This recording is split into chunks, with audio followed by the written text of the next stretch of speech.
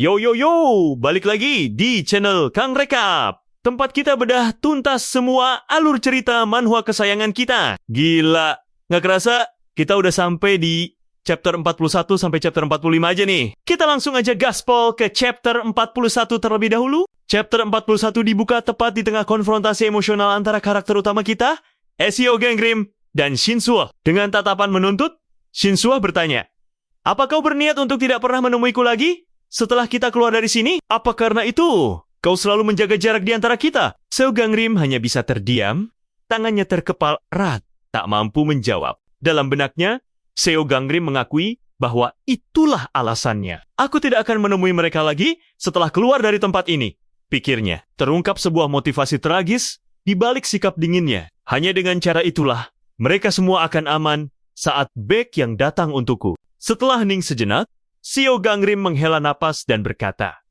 "Tidak, berikan ponselmu, Shinsuo." Dengan tatapan curiga, menyerahkan ponselnya. Seo Gangrim dengan cepat mengetikkan nomornya. Ia menekan tombol panggil untuk membuktikan bahwa nomor itu asli. Shinsuo menatapnya lekat-lekat, seolah mencoba membaca pikirannya. "Aku akan mempercayaimu," katanya akhirnya. "Aku akan menghubungimu setelah kita keluar dari sini. Sampai jumpa." Saat Shinsuo berbalik dan berjalan pergi, Seo Gangrim menatap punggungnya dengan senyum tipis yang sedih. Dalam panel sunyi yang penuh makna, pikirannya bergema. Tidak akan ada lain waktu. Adegan berpindah ke ruang latihan yang luas. 4 hari telah berlalu. Seo Gangrim terlihat sedang melatih dua sahabat spiritualnya. Yorn, naganya, menyemburkan flame bomb yang dahsyat. Sementara Lini, sang Kirin, dengan lincah menggunakan skill magnet horns untuk menarik pedang dari tangan tuannya.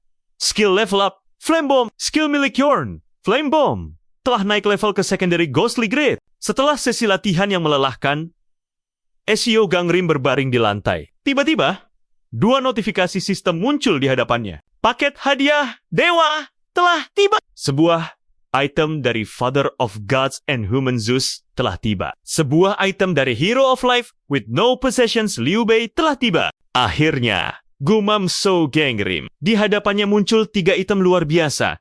Hadiah dari para dewa yang memperebutkannya. Item 2, Hermes Shoes. Class, Tertiary, Draconic Grade. Item dewa, Mencius. Class, Tertiary, Draconic Grade. Item 2, Live Medicine. Class, Tertiary, Ghostly Grade. Seo Gangrim tersenyum puas melihat item Draconic Grade yang ia terima. Saat ia memasukkan item-item itu ke dalam tasnya, admin bertopeng, Anavi, tiba-tiba muncul di belakangnya. "Ah! Messenger! Anavi! Halo!" sapa Ezio Gangrim, sedikit terkejut. Anavi bertanya, apakah Seo Gangrim tidak akan masuk ke Demon Realm terakhir? Ezio Gangrim menjawab bahwa ia masih ingin melatih hewan spiritualnya sedikit lagi. Ia kemudian iseng bertanya, apa yang lain sudah selesai? Anavi dengan sopan menolak memberikan informasi. "Baiklah," kata Seo Gangrim, sudah menduga jawaban itu. "Kurasa aku harus memeriksanya sendiri." Ia lalu bangkit dan berkata akan beristirahat dulu, membuat Anavi bingung sebelum akhirnya pergi. Sendirian di kamarnya, Seo Gangrim duduk di tempat tidur, sementara Yorn dan Lini tertidur di dekatnya. Ia membuka ponselnya, pikirannya melayang. Di masa lalu, ia teringat. Di kehidupanku yang lalu, begitu orang-orang mulai keluar dari pusat pelatihan, media langsung heboh. Saat itu, Shinsuo menyelesaikan Demon Realm di pagi hari ketiga. Ia menatap layar ponselnya dengan cemas. Tapi aku tidak melihat berita apapun. Meskipun sudah 4 hari. Kenapa tidak ada berita? Ia curiga belum ada satupun yang berhasil menyelesaikannya. Di layar pesannya, terlihat draft yang belum terkirim, mengungkapkan rencananya untuk masuk ke gerbang terakhir hanya setelah tim Shinsuo berhasil. Tiba-tiba, sebuah anak panah emas bercahaya melesat entah dari mana dan berhenti tepat di depan wajahnya. Sebuah jendela informasi muncul. Item Mysterious, Space and Time Messenger. Deskripsi, sebuah panah yang terbuat dari kekuatan spiritual dapat mengirim pesan tanpa mempedulikan lokasi. Panah itu hancur menjadi partikel cahaya, meninggalkan sebuah jendela pesan berwarna merah yang berkedip-kedip. Saat membukanya, mata Ezio Gangrim membelalak ngeri. Ia melihat sebuah penglihatan. Shinsuo berlumuran darah dan babak belur, berteriak kesakitan sebelum gambaran itu rusak dan terputus. Di Masa lalu, Ezio Gangrim teringat pertemuan pertamanya dengan Shinsu. Ia memiliki penutup mata, dan dengan tulus berkata, "Aku menyukaimu." Ia mengagumi Seo Gangrim karena tidak menggunakan skill Destiny Stealing miliknya. Salah mengira kelemahannya sebagai prinsip moral yang kuat. Shinsuhe di masa lalu mengajaknya untuk masuk ke ruangan terakhir bersama. Namun, Ezio Gangrim yang sini saat itu hanya melihatnya sebagai seorang munafik yang ingin memanfaatkannya. "Aku akan mencuri takdirmu saat kau lengah," pikirnya saat itu. Di masa lalu itu, mereka memasuki sebuah Demon Realm baru. Misi baru, Room of Sun Skeleton. Tujuan, temukan plakat milikmu dan keluar dari Demon Realm. Batas waktu, tidak ada. Level, total 7 level. Sebuah item kutukan secara otomatis terpasang pada mereka. Item kutukan, Bane of Sun Skeleton. Efek, sebuah gergaji akan muncul dan semakin terlihat setiap 24 jam. Level 7. Setelah mencapai level ke-7 7 hari, bagian tubuh tempat gelang itu terikat akan diamputasi. Karma. Semakin banyak karma buruk yang dimiliki, di lokasi yang semakin kritis, gelang itu akan terpasang. Gelang itu muncul di kedua lengan Shinsuah, sementara milik Seo Gangrim hanya ada di jari kelingkingnya. "Rupanya semakin sedikit karma yang kau miliki, semakin baik dirimu," kata Shinsu. Menyimpulkan bahwa Seo Gangrim adalah orang baik. "Aku ingin menjadi orang baik sepertimu, terlepas dari takdirku." Ketulusan Shinsuah di masa lalu itu membuat Seo Gangrim ragu. Apa dia jujur? Apa dia benar-benar mempercayaiku? Ia teringat bisikan orang-orang yang menyebutnya pembawa kematian. Siapa di dunia ini yang mau tulus padaku? Saat ia tenggelam dalam pikirannya, bayangan-bayangan misterius bangkit dari tanah dan menyerang mereka. Chapter 41 berakhir dengan Ezio Gangrim yang diserang oleh monster bayangan di masa lalunya. Tepat setelah ia menerima pesan mengerikan tentang Shinsu di masa sekarang.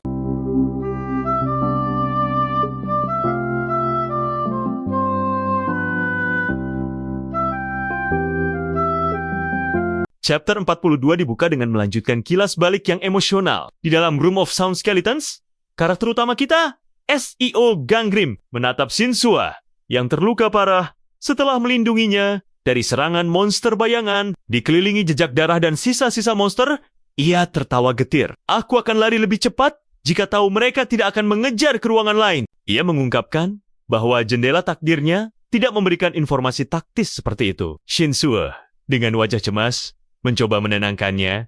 "Apa kau pikir aku menyalahkanmu? Tidak. Kau memberitahu nama dan skill monster saja sudah sangat membantu." "Membantu bagaimana?" potong Seo Gangrim. Suaranya bergetar karena rasa bersalah. "Kau terluka lagi karena aku." Ia teringat kejadian di Room of Sword Forest, di mana Shinsuah kehilangan matanya karena melindunginya dari seorang pembunuh. Dengan air mata yang tak terbendung, ia mencengkeram pedangnya erat-erat. "Kau jauh lebih baik dariku," isaknya. "Kenapa kau membawa orang sepertiku bersamamu?" Shinsuah dengan penutup mata dan ekspresi yang lembut hanya tersenyum dan menjawab, "Sudah kubilang, itu karena aku." Kembali ke masa sekarang. Ingatan itu terputus. Seo Gangrim tersentak kembali ke kamarnya. Pesan mengerikan tentang Shinsuah yang dalam bahaya masih berkedip di hadapannya. Yorn dan Lini, kedua sahabat spiritualnya, merasakan kegelisahan tuannya. "Aku harus pergi menyelamatkan Shinsu," gumamnya. Namun, keraguan langsung menyelimutinya. "Tidak," pikirnya, menunduk dalam keputusasaan. "Apa kau lupa? Kenapa kau sengaja tidak ikut masuk? Itu hanya akan membuatnya lebih dalam bahaya jika aku pergi. Takdirku adalah takdir yang membahayakan nyawa orang lain." Saat ia hampir menyerah pada keputusasaan, ia teringat kembali kata-kata Shinsuah dari masa lalu.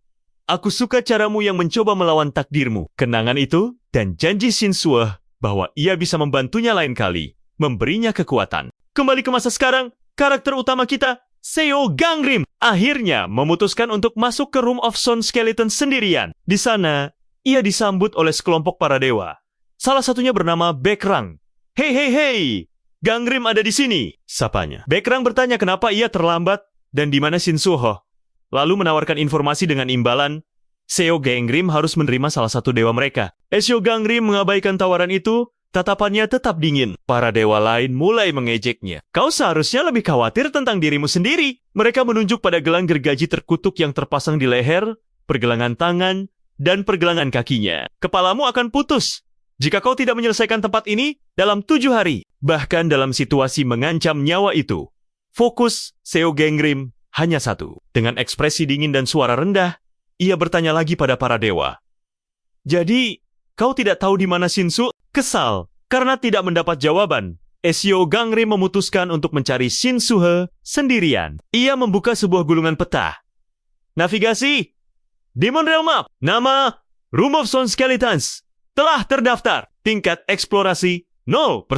Ia memasuki sebuah ruangan yang berantakan, diikuti oleh Yorn dan Lini. Di sana, ia menemukan jejak pertarungan, bercak darah di lantai, dan beberapa anak panah yang tertancap di pintu. Jejak di dinding ini pasti dari Bung dan Gyol, gumamnya. Lalu ia menemukan sebuah kalung salib yang bersinar samar di lantai. Ini pasti milik Father Johan. Saat para dewa mengejeknya yang bermain detektif, Seo Gangrim menemukan sebuah tanda X yang digores di lantai. Ia mengira itu adalah petunjuk yang ditinggalkan teman-temannya menandakan jalan yang salah. Namun, setelah memeriksa 3 pintu lain, ia menemukan semuanya ditandai dengan X. Ia berhenti sejenak, menyadari sesuatu. Umpan dari Shinsu, pikirnya. Ia tidak lagi melihat ke arah pintu, melainkan ke sebuah tahta di tengah aula. Setelah menginjaknya, sebuah pintu rahasia terbuka di bawah lantai. Ketemu, katanya sambil turun ke lorong yang gelap. Ruangan di bawahnya tampak seperti perpustakaan yang kacau. Seo Gangrim merasakan hawa dingin saat mendengar suara langkah kaki mendekat.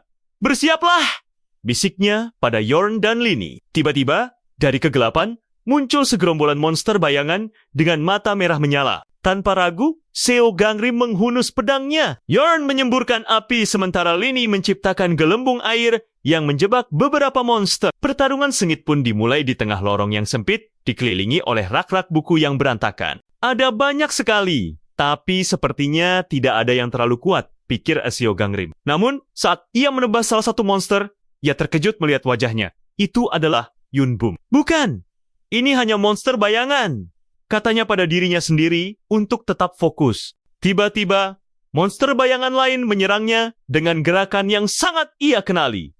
Sebuah jendela informasi muncul. Skill musuh, Perfect Marksmanship. Deskripsi, serangan akan selalu mengenai target, tidak peduli apapun. Ia menyadari bahwa monster-monster ini adalah tiruan sempurna dari Yunbum dan Yungyol, lengkap dengan skill mereka. Dengan senyum getir, ia bergumam, bertemu mereka seperti ini tidak membuatku senang sama sekali. Chapter 42 berakhir dengan Seo Gangrim yang menyadari bahwa ia harus melawan tiruan dari rekan-rekannya sendiri.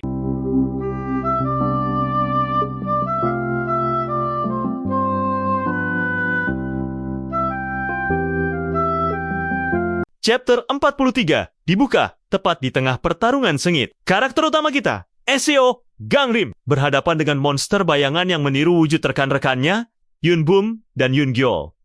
Dengan ekspresi dingin, ia bergumam, bertemu mereka seperti ini tidak membuatku senang. Sebuah jendela informasi muncul, menjelaskan sifat musuh yang mereka hadapi.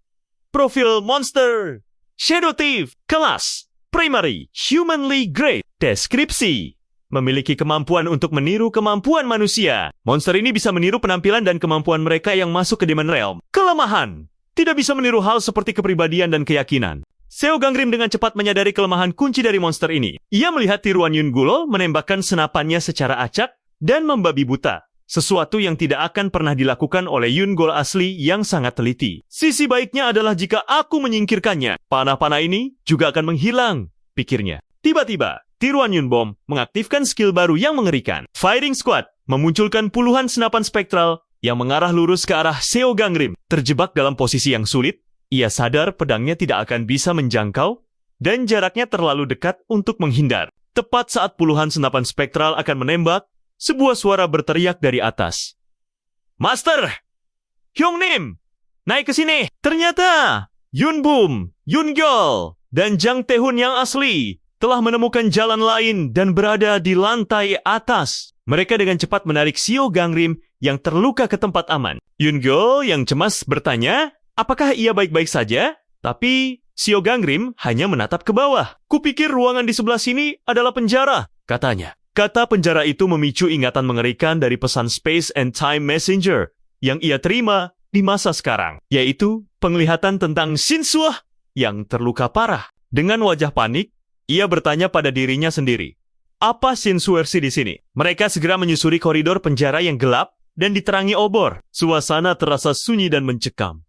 Hanya suara langkah kaki mereka yang terdengar. Di salah satu sel, mereka menemukannya. Shinsu terbaring tak sadarkan diri di lantai yang dingin, bersandar di dinding dengan tubuh penuh luka dan darah. Pedangnya tergeletak di sisinya. Ezio Gangrim berlari menghampirinya, meneriakkan namanya dengan panik. Sementara Yoon Gyeol mulai menjelaskan apa yang telah terjadi. Yoon Gyeol menjelaskan bahwa monster bayangan di tempat ini terus muncul kembali setiap kali suara genderang berbunyi. Namun, di hari kedua, mereka menemukan sebuah aturan yang mengerikan. Setiap kerusakan yang diterima oleh orang asli juga akan diterima oleh tiruan bayangan mereka. Seo Gangrim menatap luka-luka di tubuh Shinsu, lalu ke kondisi sel yang bersih tanpa ada tanda-tanda pertempuran. Dengan tatapan kosong, ia menyadari kebenaran yang mengerikan. Luka-lukanya bukan dari monster. Kuasumsikan, dia melakukannya pada dirinya sendiri. Sambil menangis, Yoon Gyeol mengonfirmasi hal itu. Ya, dia bilang, itu solusi terbaik yang kami punya. Ia menjelaskan bahwa tidak ada satupun dari mereka yang bisa menang melawan tiruan bayangan Shinsu yang sangat kuat. Rencana putus asa Shinsu adalah membuat semua orang kabur, sementara ia tinggal di belakang. Ia sengaja melukai dirinya sendiri untuk melemahkan tiruannya, memberi kesempatan bagi yang lain untuk lewat. Yoon Gyeol memohon pada Ezio Gangrim, hentikan dia, Master! Dia terlalu baik hati. Ezio Gangrim, dengan wajah marah karena frustrasi, membanting botol obat. Baik hati, dia sudah gila. Seo Gangrim mencoba menenangkan Yoon Bum yang menangis, mengatakan bahwa itu bukan salah mereka. Ia kemudian bertanya, apakah mereka sudah menemukan plakat mereka? Yoon Bum menjawab bahwa ia, Yoon Gole, dan Father Johan belum menemukannya. Yoon Bum, bisakah kau beri kami waktu sebentar? Pinta Ezio Gangrim. Aku perlu bicara dengannya. Ia mendekati Shinsu, yang tak sadarkan diri, dengan botol obat di tangannya. Saat Seo Gangrim hendak memberikan obat, mata Shinsu perlahan terbuka. Ia menolak obat itu. Jika aku pulih, yang lain akan dalam bahaya, bisiknya lemah. Ezio Gangrim tidak mendengarkan. Dengan tatapan tajam, ia memegang pergelangan tangan Shinsu. Kubilang, kita bicara. Ia mengingatkan Shinsu bahwa ia tidak pernah berkata tidak akan datang, hanya akan terlambat. Kenapa kau melakukan ini? Kau bisa menang melawan bayanganmu sendiri. Tidak, jawab Shinsu. Aku tidak bisa menang melawan bayanganku sendiri. Aku yakin kau bisa menebak alasannya. Kau bisa melihat jendela takdirku. Mendengar itu, karakter utama kita, Ezio Gangrim, mengaktifkan skillnya. Activating Skill Destiny Detection. Matanya bersinar keemasan saat ia menatap ke dalam takdir Shinsu. Apa yang ia lihat membuatnya sangat terkejut. Wajahnya dipenuhi ketidakpercayaan. Jendela takdir Shinsu adalah... Ia bergumam mengeri. Kenapa? Kenapa takdirnya berubah seperti ini? Chapter 43 berakhir dengan Seo Gangrim yang menemukan perubahan mengerikan pada takdir Shinsu. Sebuah rahasia yang menjelaskan tindakan putus asanya.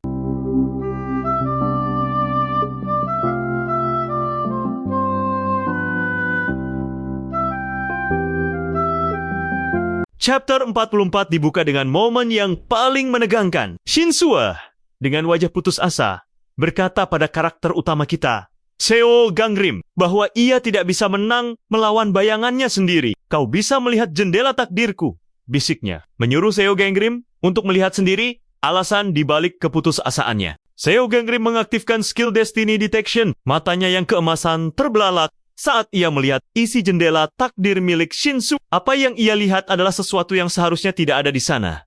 Sebuah takdir yang telah berubah menjadi mimpi buruk. Status skill, Blood Hairs, Haus Darah. Kelas, Tertiary, Ghostly Grade. Deskripsi, skill ini akan meningkat kekuatannya saat bersentuhan dengan darah manusia. Semakin sering digunakan, pengguna akan semakin bergantung pada skill ini. Jika lawan mati karena skill ini, karma pengguna akan terpengaruh. Status skill, Weight of Karma, Beben Karma. Kelas, Tertiary, Divine Grade. Deskripsi, semakin banyak karma yang kamu dapatkan, semakin tinggi pula peningkatan status dasarmu. Gangrim berpikir keras. Kenapa skill ini muncul sekarang? Ia sadar bahwa skill ini mirip dengan Destiny Stealing miliknya atau Impulse to Murder milik Nam Yoo-jun, di mana kekuatannya akan terus bertambah seiring penggunaan. Gangrim menghela napas lega saat menyadari sesuatu. Dia memiliki lebih sedikit Band of Stone Skeletons dibandingkan di masa laluku, pikirnya. Itu artinya, Shinsuwa sendiri belum pernah menggunakan kedua skill berbahaya itu. Namun, masalahnya bukan pada Suwo, melainkan bayangannya. Di sisi lain, bayangannya tidak punya alasan untuk tidak menggunakan skill ini. Gumamu Ganggurimu membayangkan betapa mengerikannya bayangan Sue yang dengan bebas membantai orang-orang menggunakan skill Blood Tears. Aku berasumsi, bayanganmu menjadi lebih kuat setiap kali ia muncul, kata Ganggrim pada Sue. Sebuah monster yang bisa dengan bebas menggunakan skill sekuat Blood Tears adalah sesuatu yang sangat menakutkan. Menyadari betapa berbahayanya situasi ini, Sue memohon pada Ganggrim, "Jadi tinggalkan aku dan pergilah bersama yang lain," ucapnya pasrah. "Lalu bagaimana denganmu?" tanya Ganggrim. Sue menutupi wajahnya yang terluka. "Itu, biar aku yang urus." Melihat Sue yang sudah menyerah, Ganggrim mencengkram pundaknya. "Shinsushi, lihat aku! Apa kau berniat mati di sini?" bentaknya. Dengan tatapan kosong, Sue menjawab lirih, "Sio Ganggrimsi, aku akan pergi juga. Aku hanya ingin tidur sebentar." Ia kemudian merebahkan diri di lantai. Setelah semua orang pergi, Ganggrim hanya bisa menatapnya dengan frustrasi, tak tahu harus berbuat apa. Tiba-tiba, Yun-gyeol, Yun-bum, Father Johan, dan Go-Gojun datang menghampiri mereka. "Master! Brother!" sapa mereka dengan lega. Father Johan tersenyum pada Ganggrim. "Aku senang kita bertemu lagi," ujarnya. "Aku juga. Aku menemukanmu berkat ini," balas Ganggrim sambil mengembalikan sebuah kalung salib. Father Johan menerimanya dengan penuh syukur. "Kupikir aku tidak akan menemukannya lagi. Tapi aku lebih senang karena kita semua bisa berkumpul lagi." Father Johan mengaku sangat khawatir saat mereka terpisah. "Tapi kita bertemu lagi, meskipun masuk dari ruangan yang berbeda." Ganggrim menatapnya. "Bukankah kau masuk bersama Dok Gojun?" Ternyata mereka tidak masuk bersamaan, sehingga titik awal mereka berbeda. Sementara itu, Father Johan berinisiatif. "Oh benar, aku akan melihat keadaan saudari Shinsu." Namun, Ganggrim menahannya. "Dia baru saja tertidur. Aku sudah memberinya obat, jadi dia akan baik-baik saja," jelas Ganggrim. Suasana menjadi serius saat mereka berkumpul. Yun-bum dan Yun-gyeol mulai membahas tentang bayangan mereka. "Aku yakin kita bisa segera pergi dari sini." "Benar kan? Master juga ada di sini sekarang," ucap Yun-bum penuh harap. "Tapi, jika itu bayangan Ganggrim Hyung, pasti sangat kuat," sahut Jang Tae-hun cemas. Yun-gyeol menambahkan, "Selama tidak lebih kuat dari aslinya, seperti milik Shinso." "Kau pikir itu tergantung pada jenis skill yang kita miliki?" tanya Dok Gojun. Di tengah diskusi, Dok Gojun tiba-tiba menunjuk ke leher Ganggrim. "SEO Ganggrim, ada sesuatu yang sangat keren di lehermu," ujarnya. Yun-gyeol dan Yun-bum terkejut bukan main. "Milikmu ada di leher, Master," tanya Yun-gyeol. "Itu artinya kau bisa mati," seru Yun-bum panik. Ganggrim tetap tenang. "Aku hanya perlu pergi sebelum itu terjadi," jawabnya santai. Mendengar itu, yang lain menjadi panik dan bersemangat untuk mencari jalan keluar secepatnya. Ganggrim mencoba menenangkan mereka. "Tunggu, yang baru datang bisa istirahat, dan yang sudah di sini bisa." Namun, Yun-bum memotongnya. "Kau tetap di sini dan berjaga. Jika orang dari region lain datang, kita butuh orang untuk melindungi Shinsuwa," lanjutnya. Father Johan kemudian menyarankan agar 2 orang tinggal seperti sebelumnya. Father, aku akan tinggal bersama Ganggrim," tawar Dok Gojun. Father Johan setuju dan menyerahkan tugas jaga pada Dok Gojun. Saat mereka hendak pergi, Ganggrim berteriak, "Tunggu! Kita harus menyamakan peta dulu." Tapi mereka sudah terlanjur pergi. Kini hanya tersisa Ganggrim dan Dok Gojun. Ganggrim menghela napas. "Dok Gojun-si, karena kita di sini berdua, kenapa kau tidak menjawab pertanyaanku?" Apa yang ingin kau tahu?" tanya Dok Gojun. Ganggrim menatapnya tajam. "Kenapa kau memilih ruangan ini sebagai markas? Kau tidak perlu meninggalkan Shinsuishi di dalam penjara seperti ini." Dok Gojun menjelaskan bahwa Shinsuwa sendiri yang memilih tempat itu. Dia bilang, mungkin bayangannya akan melemah karena tidak ada tanaman di sini. Ganggrim paham logikanya. Elemen kayu milik Sue akan lemah di tempat berelemen logam, seperti kapak yang menebang pohon. Tapi meninggalkan seseorang dalam keadaan seperti itu di lantai batu, gumam Ganggrim tak setuju. Dok Gojun tersenyum miring. "Hanya itu yang ingin kau tahu? Karena kau adalah karakter utama. Kupikir kau akan menanyakan sesuatu yang lebih penting," sindirnya. Ganggrim menatapnya tajam. "Kenapa kau mengirim pesan itu padaku?"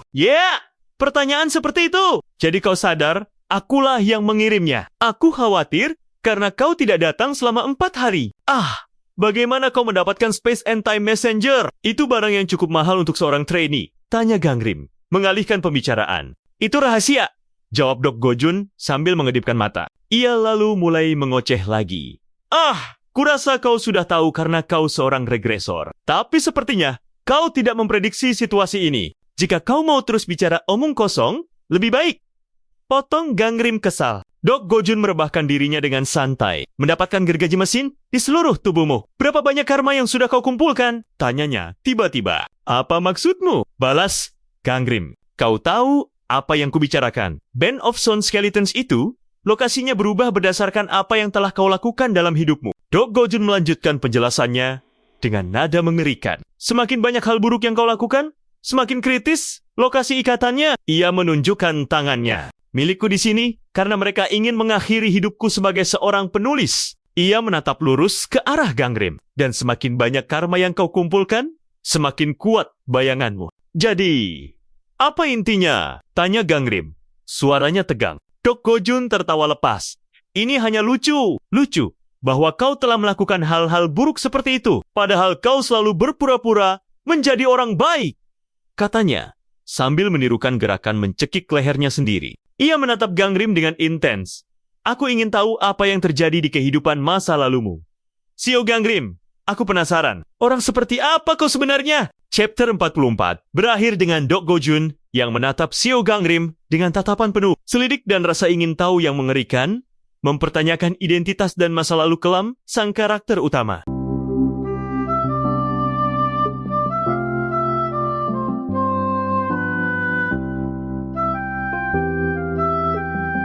Chapter 45.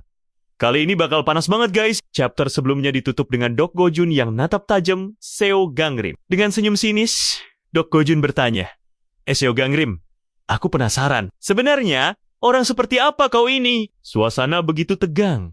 Seolah rahasia besar akan segera terungkap. Di luar dugaan, karakter utama kita, Seo Gangrim, dengan tenang, menyentuh kerah bajunya dan menjawab, aku seorang kriminal. Dok Gojun tertawa terkejut. Apa? Tidak mungkin! Balasnya tak percaya. Ia menganggap Gangrim hanya mengarang cerita karena biasanya karakter utama itu adalah korban, bukan pelaku. Sambil merebahkan diri, Dok Gojun berkata, aku jadi sangat ingin bertemu dengan bayanganmu. Aku yakin dia sangat kuat. Gangrim yang mulai jengkel menyuruhnya diam. Tapi Dok Gojun justru semakin menjadi-jadi. Aku bisa diam kalau kau menceritakan kisah yang menarik, godanya dengan tatapan penuh harap. Pengalaman masa lalu? Prediksi masa depan? Dengan lelah, Gangrim membantah. Sudah kubilang aku bukan seorang returner atau semacamnya. Karena terus didesak, Gangrim akhirnya menyerah. Baiklah, kita bicara saja tentang masa kecilku. Adegan berpindah ke sebuah ruang pemantauan. Manajer Gongju dan rekannya sedang mengawasi layar yang menampilkan Gangrim dan Dok Gojun. Aku senang kita mendapat izin untuk mengawasi Demon Realm terakhir, ujar sang rekan wanita. Apa kau juga paling khawatir dengan Sio Gangrim? Tanyanya pada Gongju. Tepat sekali, jawab Gongju. Seorang bawahan datang membawa berkas yang diminta. Tim leader, semakin kita selidiki, Sio Gangrim jadi semakin misterius. Gongju bertanya, apa yang mereka temukan? Bawahannya itu menjelaskan, tidak ada apa-apa. Tidak ada catatan kriminal. Dia sangat biasa. Satu-satunya hal yang menonjol adalah Sio Gangrim kehilangan. Orang tuanya di usia muda dan diadopsi oleh seorang shaman atau dukun. Tapi dia tidak memasukkan dewa apapun ke dalam tubuhnya. Dan setelah itu, ya, dia hanya menjalani kehidupan biasa sendirian. Lanjut sang bawahan. Gongju termenung. Lalu apa yang telah dia lakukan sampai memiliki karma sebanyak itu? Mungkin pembunuhan. Celetuk bawahan itu. Tidak akan ada catatan kriminal jika kasusnya tidak terpecahkan. Rekannya yang wanita menimpali. Tidak, kurasa bukan itu. Gongju menjelaskan bahwa untuk karma sebanyak itu, 1 atau 2 nyawa tidak akan cukup. Dia setidaknya harus membunuh ratusan orang. Keduanya bergidik ngeri. Aku tidak bisa membayangkan apa yang telah dia lakukan, ujar si bawahan. Dan kau mau membawa orang seperti dia ke pihak kita? Gongju dengan tenang bertanya pada bawahannya. Ju Sungtae, menurutmu kenapa direktur menyuruh kita memasukkan bagian tentang karma di Demon Realm? Terakhir, untuk memeriksa karma mereka. Untuk menyingkirkan orang-orang dengan masalah kepribadian serius, jawab Sungtae, ragu. Gongju menyeringai. Kalau begitu, Bukankah seharusnya kita melakukannya sejak awal? Kita bahkan menerima seorang pembunuh sebagai trainee. Kepribadian? Omong kosong. Gongju menjelaskan bahwa tes ini bukanlah untuk menyingkirkan orang jahat, karena agensi bahkan pernah merekrut seorang pembunuh. Tujuan sebenarnya adalah untuk menemukan mereka yang memiliki karma luar biasa besar dan memberi mereka kesempatan untuk membuktikan bahwa mereka bukan sekadar kriminal. Di tempat lain, pertempuran sengit terjadi. Kelompok Ezio Gangrim dan Dok Gojun diserang oleh hunter dari region lain. Bunuh semua yang lebih kuat! Teriak salah satu dari mereka. Adegan kembali ke masa sekarang. Hari ke-6 setelah Room of Stone Skeletons dibuka. Yun-gol dan Jang Tae-hun kembali dari penjelajahan Yun-gol dengan luka di telinga sedangkan Jang Tae-hun luka di bagian tangan. Sial! Sakit sekali! Keluh Yun-gol dan Jang Tae-hun. Ezio Gangrim segera memberikan mereka suntikan pereda nyeri. Pendarahannya cukup serius. Gunakan ini untuk menghentikannya, katanya. Ia juga melarang mereka menggunakan obat penyembuh agar kulitnya tidak salah menyatu. Yun-gol yang keras kepala menolak untuk istirahat. Kami belum menemukan plakat Shinsuho Master. Kami tidak bisa pergi. Melihat kegigihan mereka, Gangrim memutuskan untuk pergi sendiri.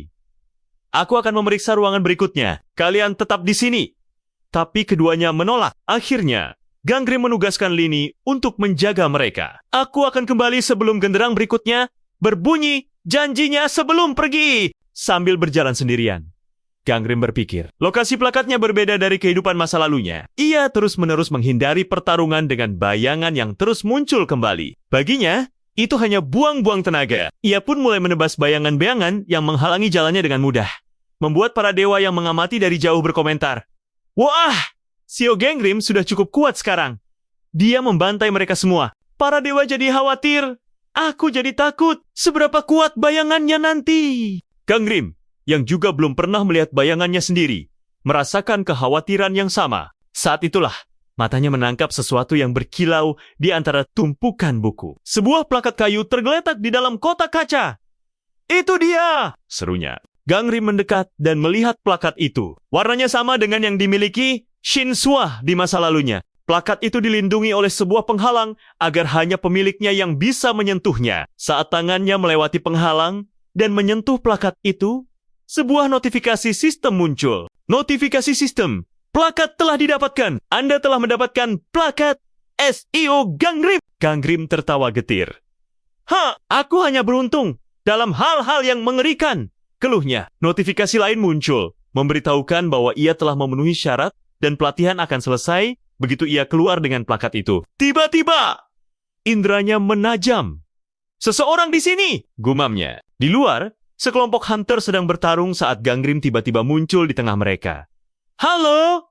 sapanya. Kelompok itu, yang dipimpin oleh Choi Sang-won, terkejut melihatnya. "Ini Gangrim sih," kata seorang wanita. Mereka mengaku belum pernah melihat Gangrim sebelumnya dan mengajaknya untuk bergabung. Gangrim menolak dengan sopan. Sebenarnya aku sedang mencari plakat Shinsuo sih. Apa kalian melihatnya?" tanyanya. Mereka saling berpandangan. Ternyata salah satu anggota tim Choi Sang-won pernah melihatnya, tapi orang itu sudah pergi. "Sang-won sih, apa kau menandai lokasinya?" tanya seorang anggota tim. Sang-won menjawab, "Aku hanya tahu di ruangan mana itu berada." Saat Gangrim mengambil gulungan peta dari Sang-won, sebuah notifikasi sistem biru muncul di hadapannya. Notifikasi sistem perubahan tingkat inspeksi. Tingkat inspeksi Demon Realm telah diubah. Setelah melihat notifikasi itu, Gangrim kembali fokus pada kondisi kelompok di depannya. "Omong-omong, kalian semua terluka parah. Apa yang terjadi? Apa kalian bertemu dengan orang dari region lain?" tanyanya. "Bukan, itu adalah sebuah bayangan," jawab seorang pria dengan wajah pucat. "Hanya satu, tapi sangat kuat, berbeda dari bayangan lainnya." Ia menjelaskan dengan ngeri bagaimana bayangan itu berubah menjadi buas setiap kali ada mayat. Monster itu akan berkerumun di dekat mayat. Lalu ia bisa menggunakan skill yang sama dengan orang yang sudah mati itu. Choi Sang-won menambahkan bahwa monster bayangan itu baru muncul di malam keempat. Saat salah satu dari mereka mendeskripsikan ciri-cirinya, uniknya, ia punya garis-garis merah di semua anggota tubuh dan lehernya. "Jadi kau tidak akan salah." Choi Sang-won tiba-tiba kaget. Dengan tatapan horor, ia bertanya pada Gangrim, "Seo Gangrim, kapan kau masuk ke sini?" Choi Sang-won menunjuk ke pergelangan tangan dan kaki Gangrim yang memiliki Band of Stone Skeletons. "Sepertinya kau juga punya ikatan di pergelangan tanganmu." Realisasi yang mengerikan terpancar di wajahnya. Dengan tubuh gemetar dan suara penuh ketakutan, ia menunjuk lurus ke arah Gangrim. Seo Gangrim, kau! Biarkan aku melihat lehermu. Chapter 45 berakhir dengan Choi Sang-won yang menyadari bahwa deskripsi monster bayangan yang mengerikan itu cocok dengan Seo Gangrim, dan ia meminta untuk melihat leher Gangrim dengan tatapan penuh kengerian. Itulah alur ceritanya untuk chapter 41 sampai chapter 45. Kalau kamu suka alur ceritanya, bantu like dan komentar biar Kang Rekap tahu pendapat kalian. Jangan lupa subscribe supaya nggak ketinggalan alur cerita selanjutnya. Kita ketemu lagi di chapter 46 sampai chapter 50 bareng Kang Rekap.